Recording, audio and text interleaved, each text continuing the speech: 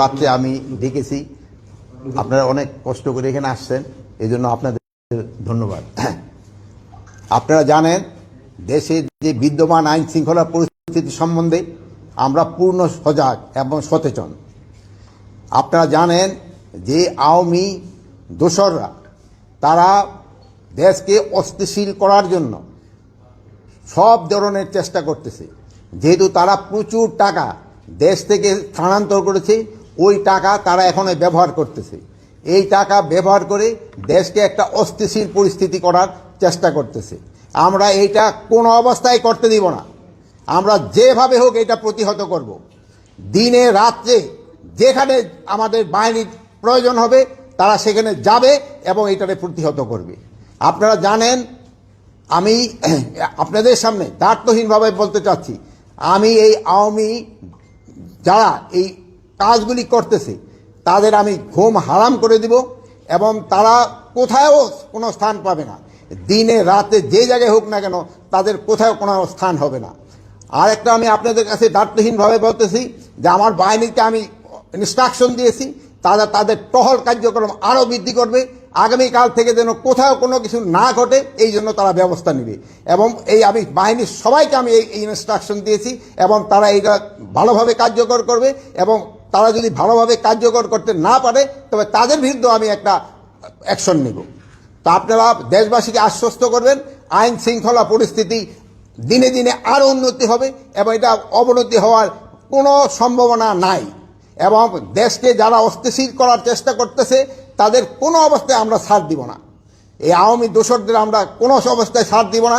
তাদের কাছে প্রচুর টাকা আছে, এই টাকা তারা বিভিন্ন জনের মধ্যে বিভিন্নভাবে ছড়াচ্ছে এবং দেশে একটা অস্থিতিশীল পরিস্থিতি চেষ্টা করতেছে, কিন্তু তারা কোনো অবস্থায় সাকসেস হবে না। এবং আমরা যেভাবে হোক আইন শৃঙ্খলা পরিস্থিতি দিনে দিনে উন্নতি করতে থাকবো। এবং এই যে ডেভিল হান্টের মাধ্যমে আমাদের কার্যক্রম অব্যাহত থাকবে এবং এই সন্ত্রাসীরা কোথাও কোনো জায়গায় ঘুমাতে যেন না পারে বা বসতে যেন না পারে, দাঁড়াতে যেন না পারে, এই ব্যবস্থা আমরা করব। মাননীয় উপদেষ্টা, আমাদের শেষ হয়েছে, আমরা প্রশ্ন করবো। হ্যাঁ বলেন। আচ্ছা, আপনি জানেন কি আজকেও দুটি ছিনতাইয়ের ঘটনা ঘটেছে এবং একজনকে একেবারে ওপেন ভাবে 4টি গুলি করে তার থেকে 160 ভরি স্বর্ণ ছিনতাই করার ঘটনা ঘটেছে। এগুলোর পেছনে কি আপনি সে আওয়ামী দোসরদেরই দেখছেন না অন্য কেউ এই সুযোগটি নিয়ে এই কাজটি করছে, কি মনে করছেন? এইটা এই দোসররাই বেশি জড়িত। এইটা এলাকাটা হলো বনশ্রী এলাকা, যে এই ঘটনাটা ঘটছে এটা আমার নজরে আছে। এখানে ওই জায়গায় যে আমার আইন শৃঙ্খলা বাহিনীর যারা লোক আছে, আমি তাদেরও যদি কোনো গাফিলতি থাকে আমি তাদেরও আইনের আওতায় আনবো। এই মুহূর্তে 2টি ডিবির টিম মতিঝিল বিভাগ কাজ করতেছে স্যার। এখন আপনার পদত্যাগ দাবি করা হয়েছে কিছু সময় আগে। ঢাকা বিশ্ববিদ্যালয় এলাকায় শিক্ষার্থীরা বিক্ষোভ মিছিল করেছেন, সমাবেশ করেছেন, তারা আগামীকাল দুপুর পর্যন্ত সময় বেঁধে দিয়েছেন আপনার পদত্যাগের জন্য। এই বিষয়টি কি আপনার নজরে এসছে? এই আমার এই পদত্যাগের ব্যাপারে আজকে তো প্রথম না, মানে তারা আমার যেই কারণে পদত্যাগ করতে বলে ওই কারণগুলি যদি আমি উন্নতি করে দিতে পারি তো আর কোনো পদত্যাগের প্রশ্ন না। তারা চাচ্ছে আইন শৃঙ্খলা পরিস্থিতি উন্নতি। আমি আইন শৃঙ্খলা পরিস্থিতি যেন উন্নতি হয় আমি এই ব্যবস্থা করতেছি এবং এই আইন শৃঙ্খলা পরিস্থিতি আগের থেকে অনেক উন্নতি হয়েছে এবং এটা আরও উন্নতি হতে থাকবে। এই তো ডেভিল হান্টের অপারেশনের পর থেকে এখন পর্যন্ত প্রায় 8,500 কিলো গ্রেপ্তার হয়েছে আমরা দেখেছি। তারপরে আপনাদের একজন ঊর্ধ্বতন কর্মকর্তা কিন্তু বলেছে চাঁদাবাজি কমে গিয়েছে কিন্তু ছিনতাই চুরি বাড়ছে, যেটা প্রতিনিয়ত আমরা রাতে দেখি। এখন যাদেরকে গ্রেপ্তার করা হলো তা আসলে তারা কারা? আর এই যে রাতে প্রতিনিয়ত যে ঘটনা ঘটছে, শুধুমাত্র রাতেই নয় সারা দেশেই ঘটছে অপ্রীতিকর ঘটনাগুলো, তাদেরকে কেন গ্রেপ্তার করা হচ্ছে না? আপনি গ্রেপ্তার কিন্তু করা হচ্ছে, বা যে পরিমাণ গ্রেপ্তার করা উচিত হয়তো সেই পরিমাণ হয়তো হচ্ছে না। যেমন ধরেন এই বাসে ডাকাতির জন্য কিন্তু অলরেডি 3 জনকে কিন্তু সাভার থেকে গ্রেপ্তার করা হয়েছে। গ্রেপ্তার হচ্ছে এবং গ্রেপ্তার এটা চলতে থাকবে। মাননীয় উপদেষ্টা, আমরা প্রথমে আসলে সশস্ত্র বাহিনীকে আসলে যতটা সক্রিয় দেখেছি এখন আসলে হয়তোবা ওই উপস্থিতিটা আসলে দেখতে পাচ্ছি না, যে সেনাবাহিনীর প্রথম দিকে যে অভিযানগুলো ছিল, বিশেষ করে পরে নতুন সরকার আসার পরে শুরুর দিকে যে অভিযানগুলো ছিল, এখন আসলে এই মানে ব্যবধানটা কেন আসলে এটার সাথে একটু যোগ করতে চাই। রাজুতে যেটা উত্থাপন করা হয়েছে আপনার পদত্যাগের সাথে, বলা হচ্ছে যে সেনাবাহিনীর যে ম্যাজিস্ট্রেসি পাওয়ার দেওয়া হয়েছে সেটা কি মানে পুরোপুরি কাজ করছে কিনা তারা জানতে চেয়েছেন। আমরাও একটু জানতে চাই সেটা আসলে কাজ করছে কিনা, সেটা কিভাবে কাজ করছে, কোন স্তরে কাজ করছে। ম্যাজিস্ট্রেরি পাওয়ার তাদের যে ক্ষেত্রে দেওয়া হয়েছে ওটা ঠিকভাবেই কাজ চলতেছে। এই যে দেখেন সেনাবাহিনীর অফিসারও কিন্তু এখানে আছে, তারও কাজ করে যাচ্ছে, তারও কাজ করছে, সবাই কাজ করতেছে দেখেই কিন্তু আমরা একটু আগের থেকে পরিস্থিতি একটু ভালোর দিকে গেছে।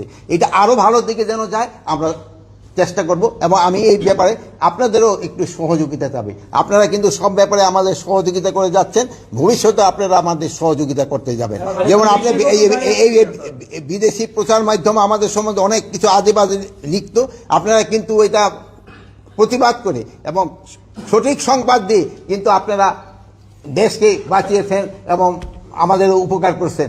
আপনারা ভবিষ্যতে এটাও করে যাবেন, আমি আশা করি। সাধারণের একটা কথা ছিল যেটা আপনার থেকে আমি উত্তর পাইনি, সেটা হচ্ছে অপারেশন ডেভিল হান্টার নামে কাদের গ্রেপ্তার করা হচ্ছে, এবং এখন পর্যন্ত কিন্তু আসলে এই অভিযানের পরবর্তীতে অপরাধগুলো অপকর্মগুলো আরো বেড়েই চলেছে। এই বিষয়টা যদি একটু ডেভিল হান্টের আওতায় সন্ত্রাসীদের গ্রেপ্তার করা হচ্ছে, যারা সন্ত্রাসী, যারা সন্ত্রাস কর্মকাণ্ডের সাথে জড়িত তাদেরই গ্রেপ্তার করা হচ্ছে। এখন এই যে একটা ঘটনা ঘটছে, এটা যেন কোনো একটা ঘটনা যেন না ঘটে, এই জন্য আমরা ব্যবস্থা নিব। শুরু থেকে আমরা বিভিন্ন ছিনতাইয়ের ঘটনা যা দেখেছি, যে মোটরসাইকেলে করে 3 জন বা 2 জন মিলে এসে তারা 3-4টি মোটরসাইকেল করে নিয়ে এসে ছিনতাই কাজটি করছে। তো এই মোটরসাইকেলে একাধিক ব্যক্তি চলাচলের ব্যাপারে এ ধরনের আলাদা কোনো নির্দেশনা কি আপনারা চিন্তা করছেন, দেবেন কিনা? এই ব্যাপারে মোটরসাইকেলে যেন হেলমেট পরা অবস্থায় ছাড়া কেউ যেন না চড়ে, এবং 2 জনের বেশি যেন না চড়ে, এটার জন্য তো আমি অলরেডি ইনস্ট্রাকশন দেওয়া হয়েছে, এবং এটা যেন কার্যকারী হয়। ফারুক, এই যে তোমরা দেখবা যেন কোনো অবস্থায় এটা যেন কোনো না বর্তায়। মাননীয় উপদেষ্টা, শুধু ছিনতাই নয়, শিক্ষার্থীরা, বিশেষ করে নারী শিক্ষার্থীরা বলছে যে স্বরাষ্ট্র উপদেষ্টা এবং আইন উপদেষ্টা যখন দায়িত্ব নেয়, সবার আগে তাদের নারীদের নিরাপত্তার কথা চিন্তা করা উচিত ছিল। যে হারে ধর্ষণের সংখ্যা বেড়ে চলছে, তারা এটা নিয়ে উদ্বিগ্ন, এবং তারা বলছেন যে স্বরাষ্ট্র এবং আইন মন্ত্রণালয় থেকে তেমন কোনো উদ্যোগ নেওয়া হয়নি। কি বলবেন তাদের উদ্দেশ্যে? আর তাদের উদ্দেশ্যে বলবো, আমার মা বোনদের ভয়ের কোনো কারণ নেই। তাদের ব্যাপারে আমরা সব সময় কনসার্ন, এবং তাদের কোনো ধরনের যেন কোনো রকমের সমস্যা পড়তে না হয়, এবারে আমরা সব সময় সজাগ আছি, এবং আইন শৃঙ্খলা বাহিনীও এই ব্যাপারে সব সময় সজাগ আছে। সবাই তো বলছে যে আপনার ব্যর্থতা আছে, আপনাকে পদত্যাগ করতে। আপনি কি আপনার নিজের ব্যর্থতা দেখেন, বা আপনি এতদিন পরেও যে আইন শৃঙ্খলা বাহিনী সক্রিয় করতে পারেনি, আপনার নিজের ব্যর্থতা দেখেন কিনা? এটা ক্ষেত্রে আপনারাই বলতে পারেন, আইন শৃঙ্খলা বাহিনী আমি যে অবস্থায় নিয়েছিলাম ওই অবস্থার থেকে কি সক্রিয় হয়েছে কি হয় নাই, এ ব্যাপারে আপনারাই আমার থেকে আরো ভালো বলতে পারবেন। আমি কি অবস্থায় আইন শৃঙ্খলা বাহিনী ঢুকতে নিয়েছিলাম এটা জানেন। যে সময় আমি ঢুকতে পারিনি আইন শৃঙ্খলা বাহিনীর কাছে, আপনার পুলিশের অবস্থা কি ছিল, আনসারের অবস্থা কি ছিল, ওই অবস্থার থেকে কি উন্নতি হয়েছে কি হয়েছে না, এই ব্যাপারে আমি আপনাদের উপরে এই বিচার ছেড়ে দিলাম। আর আমি এখন আবার বলতেছি, আমি আপনাদের নিয়ে, জনগণকে নিয়ে যেভাবে হোক আইন শৃঙ্খলার পরিস্থিতি উন্নতি হইতেই হবে, এবং আল্লাহ দিলে আমরা করতে পারবো। আপনারা ভালো থাকেন, দোয়া করি। শুধু ডেভিল হান্টের মধ্যে সীমাবদ্ধ থাকবে, নাকি চোর ছিনতাইকারীদের জন্য নতুন কোনো হান্ট আপনারা করবেন কিনা? চোর সন্ত্রাসী এদের জন্য সবসময় এই ডেভিল হান্ট থাক বা যাই থাক না কেন, তাদের জন্য কঠোর ব্যবস্থা সবসময় নেওয়া হবে। সবসময় বলা হচ্ছে যে আসলে আপনারা যথেষ্ট চেষ্টা করছেন আর কি দেশের আইন শৃঙ্খলা বাহিনীকে আসলে ঠিক করার জন্য, কিন্তু প্রতিনিয়ত যে ঘটনাগুলো ঘটছে, হওয়া উচিত ছিল যে যারা এই খারাপ কাজগুলো করছে বা যারা ছিনতাই করছে তারা আসলে ভয় করার কথা ছিল, কিন্তু তারা হচ্ছে প্রতিনিয়ত কিন্তু তারা সীমা লঙ্ঘন করে যাচ্ছে, প্রতিনিয়ত ঘটনা তীব্রতা বাড়ছে। তো আসলে কোথায় সমস্যাটা? আপনি নির্দেশ দিচ্ছেন কিন্তু সন্ত্রাসী দেখা যাচ্ছে প্রতিনিয়ত তাদের যে ইনসিডেন্ট ঘটেই যাচ্ছে, তাহলে কাজটা আসলে মিসিংটা কোথায়, ল্যাকিংটা কোথায়? এটার সাথে আমি একটু বলি, আপনি ডেভিল হান্টের অপারেশন ঘোষণা করার পর থেকেই অপরাধের প্রবণতা বাড়তে আছে। তো সেই ক্ষেত্রে আপনারা গাফিলতি কোথায় দেখছেন বা গ্যাপটা কোথায় দেখছেন, এই বিষয়টা আপনারা কি দেখছেন? দিনের পর দিন এটা চিন্তাই বাড়ছে, যে ডাকাতি বাড়ছে, এই ডেভিল না আমি এখন আমরা বসবো কৌশল নির্ধারণ।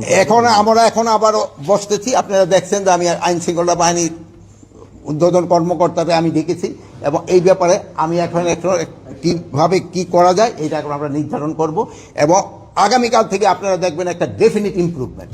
আপনারা ভালো থাকেন, দোয়া করি। আল্লাহ হাফেজ।